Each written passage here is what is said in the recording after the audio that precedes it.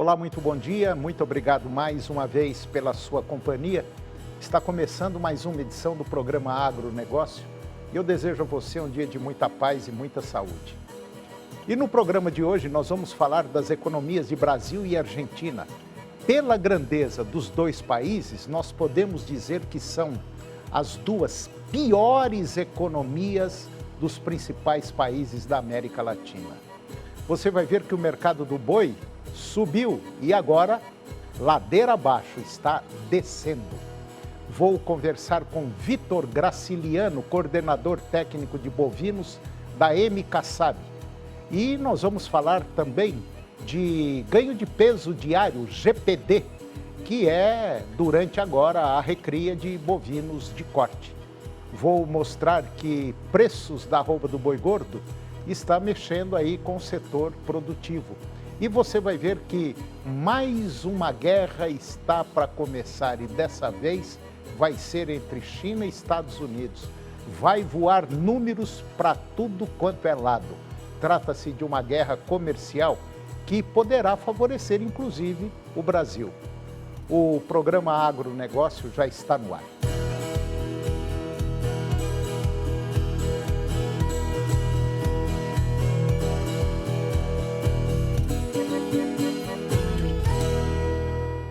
Eu começo o programa de hoje falando das moedas, das economias do Brasil e da Argentina.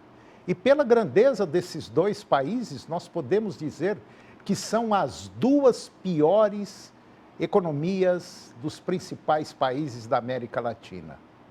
Um levantamento que foi divulgado agora pela Quanto Finance, ela mostrou que o real e o peso argentino desvalorizaram mais de 20% em relação ao dólar no ano de 2024. No Brasil, a moeda americana superou o patamar dos R$6 pela primeira vez desde a criação do Plano Real. O cenário externo, com eleições presidenciais e juros elevados lá nos Estados Unidos, fortaleceram o dólar pelo mundo. Na América Latina, fatores internos de cada país também influenciaram a flutuação da taxa de câmbio. A crise econômica da Argentina, com a inflação beirando aí 166% nos últimos 12 meses, aprofundou a desvalorização do peso, que foi a maior da região, com 20,47%. Impactado pela incerteza com as contas públicas, o nosso dinheiro, o real, vem em seguida com uma desvalorização de 20,02%. A Quantum, ela compara o desempenho do real com outras moedas da América Latina e cita os movimentos realizados pelo governo federal e também pelo Banco Central do Brasil para remediar a economia. O desempenho do real neste ano de 2024 é o pior desde 2020. De lá para cá, a moeda brasileira caiu cerca de 33%. Os analistas de mercado ressaltam que as dúvidas sobre a capacidade do governo federal em cumprir com as metas do arcabouço fiscal fizeram investidores olharem com mais cautela para os próximos passos do Banco Central, que voltou a subir o patamar da Selic. Na comparação com outros países, a desvalorização do real supera as registradas no Peru, 1%, Chile, 9,7%, Colômbia, 11,6% e o México, 16,4%, que teve o terceiro pior desempenho.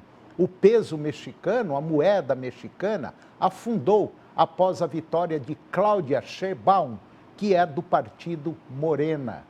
Segundo a empresa Quantum, o resultado deixou investidores em alerta com a possibilidade de implementação de reformas consideradas radicais naquele país.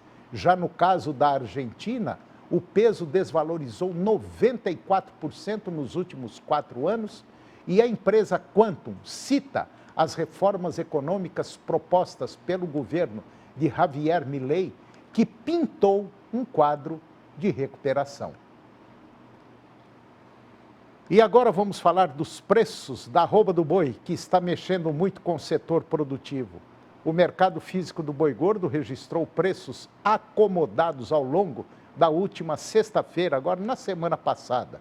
Segundo a consultoria Safras e Mercado, a perspectiva ainda é de queda para os indicadores no curto prazo, considerando a atual posição das escalas de abate entre 9 e 10 dias úteis na média nacional.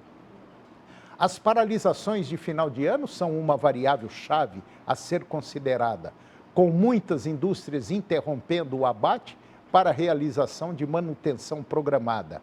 A demanda doméstica de carne bovina segue preocupante, com a população brasileira ainda priorizando o consumo de proteínas de menor valor agregado, a exemplo da carne de frango. Pelo menos é o que aponta o analista de mercado Fernando Henrique Iglesias. Apesar de um mercado pressionado, a última sexta-feira iniciou com preços estáveis para o boi gordo, mantendo uma característica recorrente desse dia da semana. Mas durante os últimos dias, a pressão nas cotações foi alimentada por uma ponta compradora abastecida, levando os vendedores a adotar uma postura retraída, fechando negócios apenas conforme a necessidade. Na primeira quinzena de dezembro, o boi gordo registrou uma queda acumulada de R$ 35,00 por arroba, conforme o informativo Tem Boi na Linha, que é da Scott Consultoria. O mercado atacadista ainda se depara com preços firmes para a carne bovina e, segundo o analista Iglesias, da Safras e Mercado, o cenário delimitado para a segunda quinzena agora desse mês de dezembro pode indicar para uma queda nos preços, considerando que a programação do varejo já está totalmente definida. Soma-se a isso a percepção de que o consumidor brasileiro vai priorizar proteínas de menor valor agregado, a exemplo da carne de frango, cortes suínos e também do ovo. O dólar comercial encerrou a sessão na última sexta-feira, na sexta-feira passada, sendo negociado a R$ 6,028 para a venda e R$ 6,026 para a compra. Na semana, a moeda teve desvalorização de 0,78%. E agora vamos dar um giro pelo mercado da carne bovina e os mercados também da soja e do milho. Como nós já falamos, a tendência de baixa predominou no mercado físico do boi gordo em todas as praças monitoradas. E nesta semana, no cenário internacional da carne bovina, os negócios com a China continuaram fracos, mas com alguns negócios efetivados e com o preço pelo dianteiro bovino caindo cerca de 10,19% em comparação com o mês anterior e chegando aos $4.900 por tonelada. Essa queda ela é pautada principalmente pela desvalorização do Yuan, que está em um processo de sofrência frente ao dólar, o que acaba dificultando o apetite dos importadores chineses a pagar mais pelo corte bovino, além do foco do gigante asiático estar direcionado na logística para as comemorações do Ano Novo Chinês, que ocorrerá agora no final de janeiro do próximo ano. Falando do milho, lá em Campinas, no estado de São Paulo, os preços do milho ficaram praticamente estáveis, registrando uma leve alta de 0,07%, com a saca cotada a R$ 73,67. Na Bolsa de Chicago, variações mistas foram observadas para o mercado futuro do milho ao longo da última semana. Os contratos apresentaram correções técnicas de baixa após uma sequência de avanços, estes impulsionados pela forte demanda externa pelo cereal norte-americano. O contrato para março do próximo ano fechou a última sessão do dia 11 de dezembro cotado a 4 dólares e 48 centes por bushel. Esse valor de 4,48 por bushel representa 10 dólares e 58 centes por saca, registrando uma queda diária de 0,17%, enquanto os vencimentos mais longos acumularam ganhos. Lá em Paranaguá, no estado do Paraná, o mercado físico da soja registrou desvalorização de 0,48%, fechando a R$ 142 por saca. O mercado futuro da soja em grão registrou aí mais um dia de alta na Bolsa de Chicago durante a última quarta-feira, reagindo ao movimento de preços dos derivados da oleaginosa e também pela valorização do petróleo, WTI, que voltou a ser negociado acima de 70 dólares por barril. O contrato de soja para o mês de março do próximo ano avançou 0,25%, terminando a sessão regular do último dia 11 de dezembro, cotado a 10 dólares e 0,3 por bushel. Esse valor dá algo em torno de 22 dólares e 11 centes a saca. E agora você vai ver que mais uma guerra está prestes a começar. E dessa vez é uma guerra comercial entre China e Estados Unidos. A primeira guerra comercial de Donald Trump prejudicou os produtores de soja americanos em 11 bilhões de dólares. Uma sequência desta guerra está prestes a ser ainda pior. O grão foi o garoto propaganda da última disputa, ou da primeira disputa, tarifária de Trump com a China, com os embarques americanos para o maior comprador mundial da commodity, caindo 79% nos primeiros 2 anos de sua administração. Naquela época, a nação asiática ela precisava de parte dos suprimentos americanos de soja. Agora, pode simplesmente viver das compras do rival, que é o Brasil. O cenário é semelhante para outras commodities, com a China diversificando os seus fornecedores e abrindo mercado para o milho e o trigo na Argentina, sorgo no Brasil e algodão na Austrália. Os silos da China estão transbordando, ao mesmo tempo que uma economia em desaceleração está afetando a demanda doméstica. Da primeira vez, a China não estava preparada. Desta vez, eles estão preparados. Eles têm estoques recordes de soja internamente. Pelo menos é o que disse Steve Nicholson. Ele é estrategista mundial do setor de grãos e oleaginosa do Rabobank. A dinâmica mudou um pouco. O risco de uma escalada da guerra comercial surge enquanto os agricultores americanos lutam para recuperar a sua posição como o principal exportador de produtos básicos de milho, trigo, após sucessos do Brasil em conquistar participação de mercado. Os produtores já estão recebendo menos por suas colheitas, com os preços do milho e da soja atingindo os níveis mais baixos desde 2020, no início deste ano. E depois do intervalo eu vou conversar com Victor Graciliano, ele é coordenador técnico de bovinos da MK SAB Nutrição e Saúde Animal. E vamos falar de ganho de peso diário, GPD. É o ganho de peso ideal durante a recria de bovinos de corte. Nós voltamos já, é um minutinho só.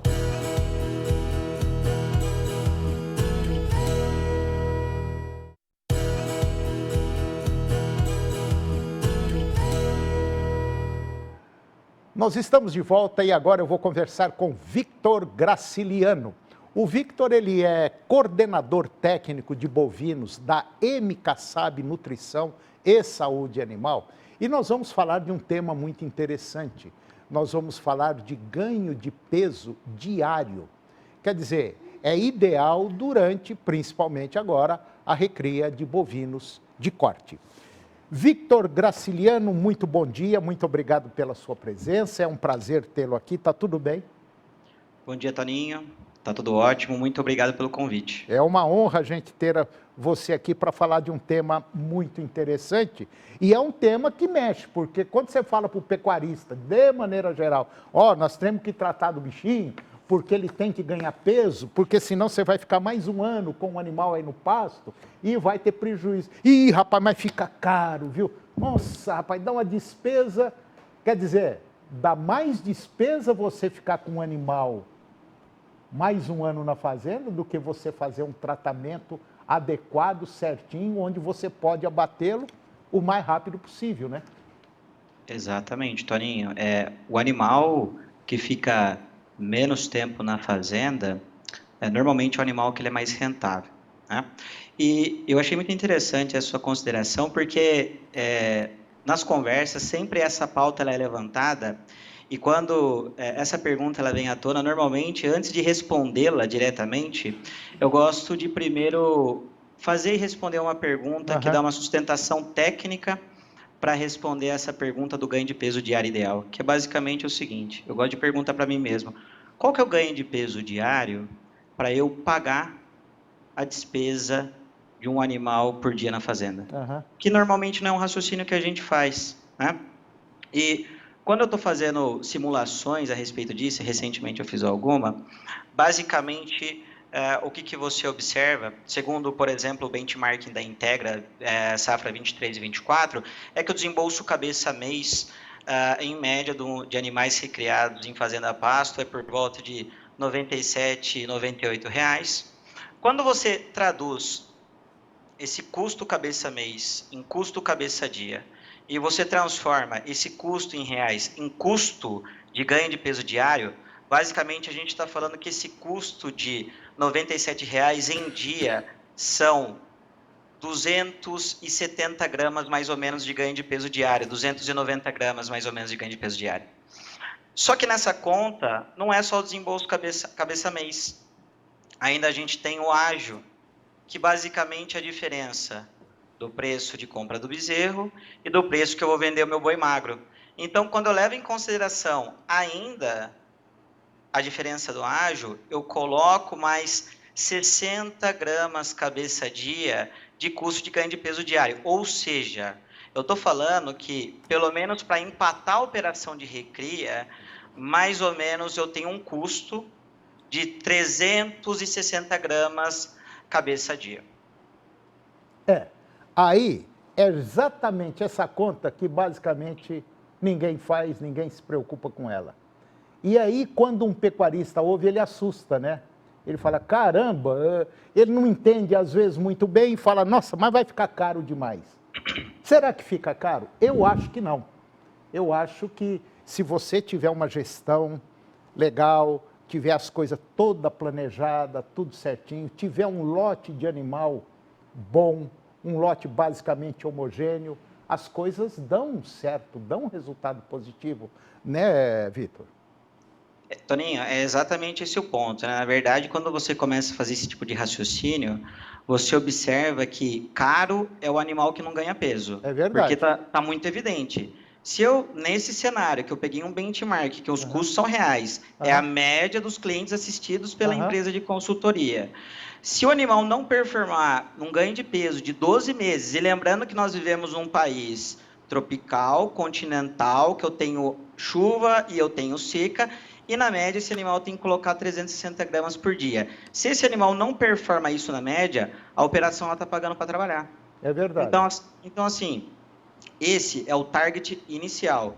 Agora, qual que é o ganho de peso ideal? Aí entra nesses pontos que você colocou. Cabe a gente olhar para dentro da nossa operação, como gestor ou como técnico, e entender qual que é a maturidade operacional da fazenda que eu estou trabalhando? Qual que é o fluxo de caixa dessa fazenda? Qual que é a maturidade gerencial da equipe que está na liderança? A equipe tem capacidade de traduzir todas as técnicas em ação e, por sua vez, os animais transformarem isso em ganho de peso, que vai ser a moeda da fazenda? Dessa forma, quando você toma a decisão e faz o desenho do programa nutricional associado a esses aspectos operacionais, aí sim você garante que o seu investimento seja transformado em ganho de peso e, por sua vez, em resultado econômico também. Então, mais uma vez, reforçando, o caro é o animal que tem baixo desempenho na fazenda. Caro é tudo aquilo que você faz e não dá o resultado positivo, o resultado esperado. E olha, ô Victor, mesmo nos dias atuais, onde a gente fala em gestão, fala em tecnologia, fala em planejamento, fala em animal, vamos dizer que tem assim, um animal geneticamente superior. Quer dizer, hoje nós temos aí inúmeras ferramentas e mesmo assim ainda nós temos uma quantidade enorme de produtores que vem ralando e pagando para bater o animal, né? Bastante, Toninho. Assim, a gente tem que reconhecer também que os professores Gustavo e Flávio, lá da Apta de Colina, eles fizeram um trabalho tremendo fazendo essa disseminação ao longo do Brasil, demonstrando que a suplementação de animais, ela ajuda sim, claro, né, na viabilização dos sistemas de produção de gado de corte a pasto, e a gente vem observando que ao longo dos últimos 10 anos, essa adesão da tecnologia, da gestão, da implementação das ferramentas para que mais carne seja produzida na mesma área, ela tem evoluído ao longo do tempo, mas eu confesso a você que sim, ainda no Brasil, como eu falei, ele é um país continental, a dimensão é muito grande, ainda assim a gente encontra, sim, sistemas de produção com baixíssima produtividade. Você falou no Flávio Dutra, eu estive com o Flávio há 3 semanas e a gente bateu um papo falando inclusive de fêmeas, falando de bezerro, falando da importância vamos dizer assim, da carga genética que nós temos em uma série de propriedades rurais que estão levando o negócio certinho, como tem que ser levado. Falamos de nutrição animal e o Flávio tocou nesse ponto todo que você falou. Tudo que parece que você estava ouvindo a conversa minha do Flávio, entendeu? Então, hoje, nós temos sim que fazer uma suplementação tanto no pasto quanto no animal. No pasto quanto no animal. E o pasto hoje, com essas condições climáticas que nós estamos vivendo, é a peça-chave para o sucesso de uma pecuária.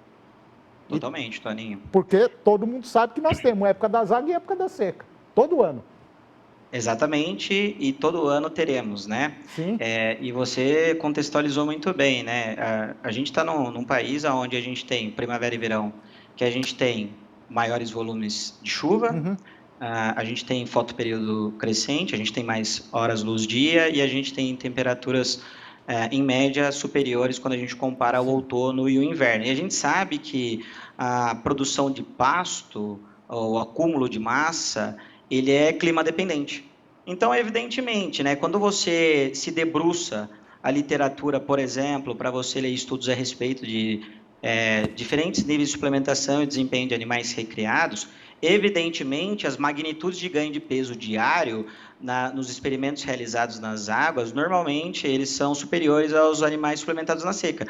Basicamente porque dentro dessa história tem uma variável que, na minha opinião, é o suplemento que, entre aspas, é o patrão, que é o pasto. Porque mesmo num sistema de produção onde você tem um nível de suplementação médio, ainda assim, o maior componente da sua dieta, e quando eu falo dieta, estou falando de suplemento mais pasto, é o pasto. Então, assim, fatalmente, um pasto com alta quantidade e alta qualidade dentro de cada época do ano, respeitando os seus aspectos climáticos, ele vai promover magnitudes de ganho de peso diário comparado a pastos com menor oferta e qualidade na mesma época, independentemente do nível de suplementação. É verdade. E eu concordo em gênero, número e grau com o que você falou agora, e eu gostaria até de fazer um alerta para você que é pecuarista e que entende muito mais do que eu. Queira ou não, a pecuária está mudando de página. A pecuária está partindo para o profissionalismo. Não adianta. O próprio mercado, o próprio consumidor vai ditar as regras da qualidade da carne que você está produzindo. Isso é uma questão de muito pouco tempo para que muita gente que, infelizmente, está achando que carne de boi, carne de vaca é tudo a mesma coisa, vai mudar. ou melhor, já está mudando. Então, seria interessante que você procurasse, por exemplo, uma pessoa tipo Vitor, que está por dentro aí de tudo, conhece muito bem de pecuária, tem outras pessoas também. Procure se informar e procure entrar na linha de produção profissional de carne bovina, senão você vai ficar fora e aí o prejuízo vai ser grande. E para conversar com o Vitor, basta você acessar o site, coisa fácil, www.mcassab.com.br. Você entrou lá, colocou no Google MKSAB, pode ter certeza absoluta que você vai cair na página dessa empresa que já está aqui no mercado há muito tempo e pessoal altamente gabaritado. Vitor Graciliano, coordenador técnico de bovinos da MKSAB Nutrição e Saúde Animal. Foi um prazer, Vitor, conhecê-lo. Muito obrigado pela sua presença. E eu gostaria de trazê-lo mais vezes aqui, porque tem muita coisa que a gente pode, conta-gota, através de conta-gota, ir falando e mostrando que uma hora as coisas viram. Muito obrigado, meu irmão, e até o próximo. Obrigado, Toninho. Até mais. Um abraço. Valeu. E o programa de hoje chegou ao fim. E eu termino o nosso programa com a seguinte frase. Muitos gastam o que não ganharam, comprando o que não precisam, para impressionar alguém que não gostam. Muito obrigado pela sua companhia, que Deus os abençoe e até o próximo programa.